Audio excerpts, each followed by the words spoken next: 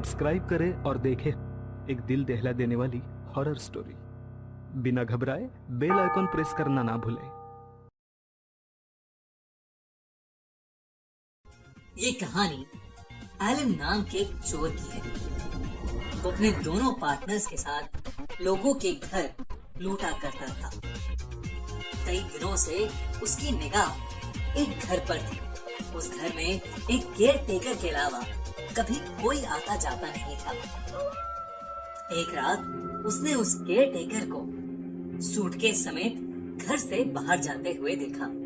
वो care taker थोड़ा डरा डरा लग रहा था। ऐसा लग रहा था कि जैसे वो किसी अफरा तफरी में उस घर को छोड़कर कहीं दूर जा रहा हो। एलन के पास उस घर को लूटने का एक परफेक्ट मौका था, लेकिन उसके पार्टनर्स उस रात शहर से काफी दूर थे। एलन ने सोचा क्यों न वो अकेला ही उस घर में चोरी छुपे घुस जाए। घर में घुसते ही एलन का मोबाइल नेटवर्क चला गया। पूरे घर में अंधेरा था।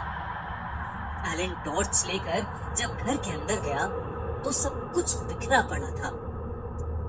और तो और उस घर में एक अजीब सी बू थी, जैसे कोई चीज सालों से सड़ रही हो। एलन उस बू को बर्दाश्त नहीं कर पा रहा था। वो जल्दी जल्दी अपने बैग में उस घर की कीमती चीजें भरने लगा। तभी हवा से उस घर के बेडरूम का दरवाजा खुल गया। बेडरूम के अंदर से कुछ लोगों की आवाजें आ रही थी। एलन एक सेकंड के लिए डर गया, लेकिन जब उसने बेडरूम में घुसकर देखा तो वहां कोई नहीं था। वो आवाजें बेडरूम के टीवी से आ रही थी, जिसे शायद वो केयर टेकर ऑन ही छोड़ गया था। उसके बाद एलन बेडरूम में छानबीन करने लगा।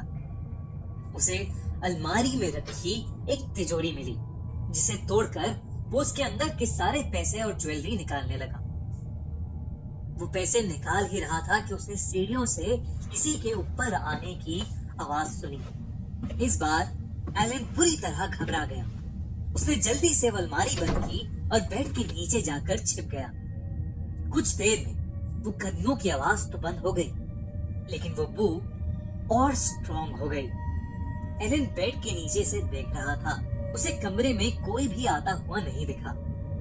उसे लगा कि वो कदमों की आवाज शायद उसका वहम हो, लेकिन वो जैसे ही बेड के नीचे से निकला, उसके पैरों तले जमीन खिसक गई।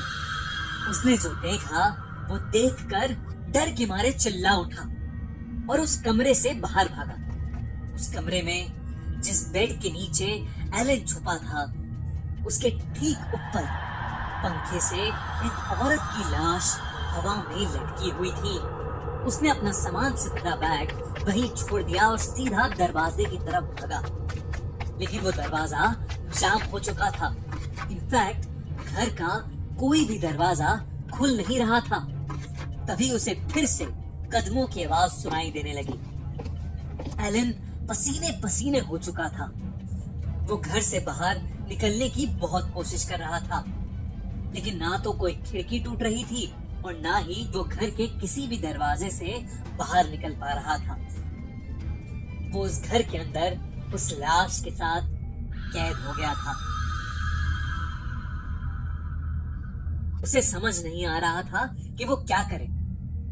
एलन की नजर जब सीढ़ियों पर गई तो उसने देखा कि धीरे धीरे एक परछाई उसकी तरफ आ रही है। उस परछाई को देखते ही वो उससे दूर भागने लगा। भागते भागते वो एक दरवाजे से जा टकराया, जो उसके टकराते ही खुल गया। एलन उस परछाई से इतना डरा हुआ था कि वो सीधा उस दरवाजे के अंदर चला गया। वहां एकदम अंधेरा था और एलन को कुछ नहीं दिख रहा था।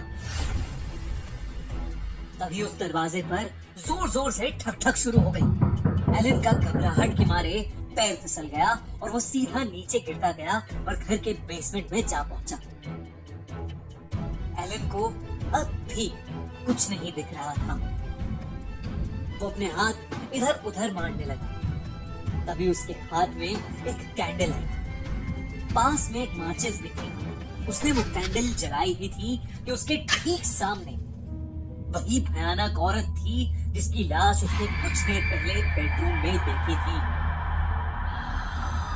उस औरत ने कैंडल को बुझा दिया और कमरे में फिर से अंधेरा हो गया। घबराहट के मारे एलन बेहोश हो गया।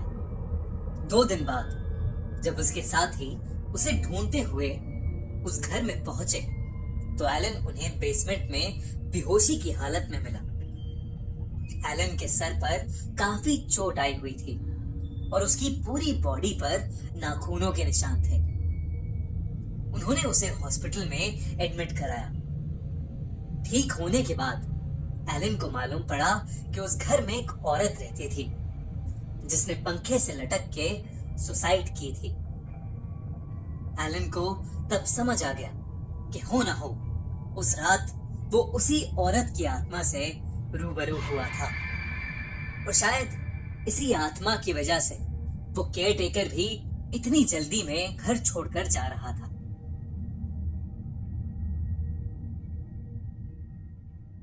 अगर आपको ये कहानी अच्छी लगी तो हमारा चैनल खूनी मंडे अभी सब्सक्राइब करिए और देखते रहिए हर हफ्ते एक हिला देने वाली हॉरर स्टोरी। अगर आपका भी कोई ऐसा लॉकडाउन का एक्सपीरियंस है तो हमें कमेंट्स में जरूर